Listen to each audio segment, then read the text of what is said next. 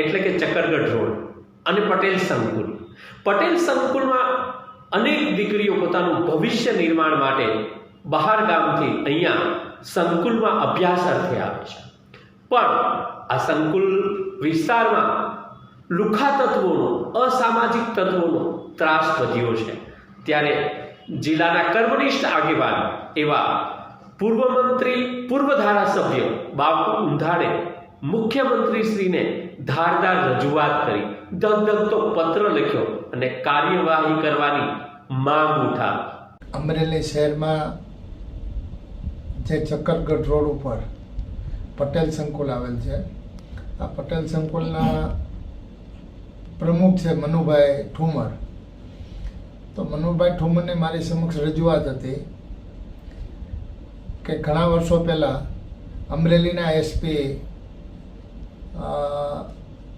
શોભાબેન ભૂતરા હતા, ત્યારે એક અમરેલી શહેરમાં બહુ સળગતો પ્રશ્ન હતો રોમિયોગીરીનો.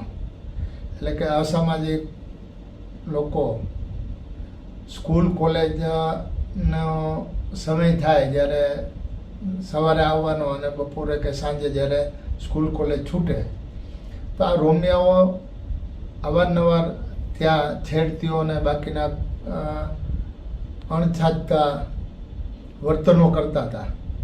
એટલે એ સમયે રોમિયો સ્કોડને લીધે અમરેલીમાં ખૂબ સારી કામગીરી થઈ હતી. પણ પછી આ રોમિયો સ્કોડ બંધ થઈ ગઈ હતી અને એની એક ચોકી આ પટેલ સંકુલની બાજુમાં પણ ઊભી કરવામાં આવી હતી. પણ ત્યારથી અત્યાર સુધી આ રોમિયો સ્કોડ સંપૂર્ણ બંધ છે.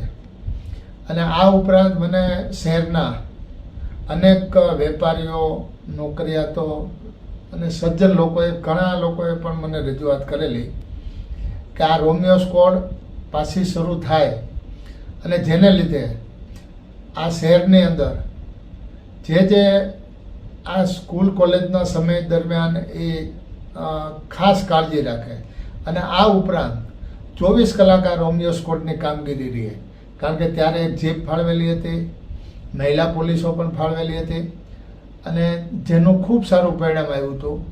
એટલે આજે રાજ્યના મુખ્યમંત્રી ભૂપેન્દ્રભાઈ પટેલ, ગૃહમંત્રી અને અમરેલીના એસપી આ ત્રણેયને પત્ર લખીને મેં જાણ કરી છે કે અમરેલી શહેરની આ માંગ છે અને આ શહેરમાં જે દીકરીઓ ભણવા આવે છે, ખાસ કરીને સંકુલમાં 8000 દીકરીઓ અભ્યાસ કરે છે અને એમાં 4000 તો ત્યાં હોસ્ટેલમાં રહે છે.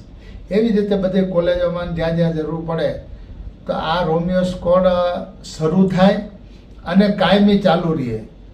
અને જે અવાવરું સ્થળો હોય છે, બગીચાઓ હોય છે, અમુક ક્યાંય હોટલો હોય છે કે જે એવા સ્થળો હોય અને રોડ ઉપર અને એમના રોમિયો સ્કોડના જે પોલીસ ભાઈ બહેનો હોય છે એ જીપ રાખે અથવા સાદા ડ્રેસમાં મોટરસાઇકલ રહે અને અમુક જગ્યાએ ઊભા રહીને આ કામગીરીની ફરજ બજાવે તો એક શહેરની અંદર આવા જે લુખ્ખાઓ અને અસામાજિક લોકો છે જે અનેક રીતે દીકરીઓને ફસાવે છે ખોટી રીતે અને પછી એક વખત ફસાવ્યા પછી એનો મજબૂરીનો લાભ લેતા હોય છે.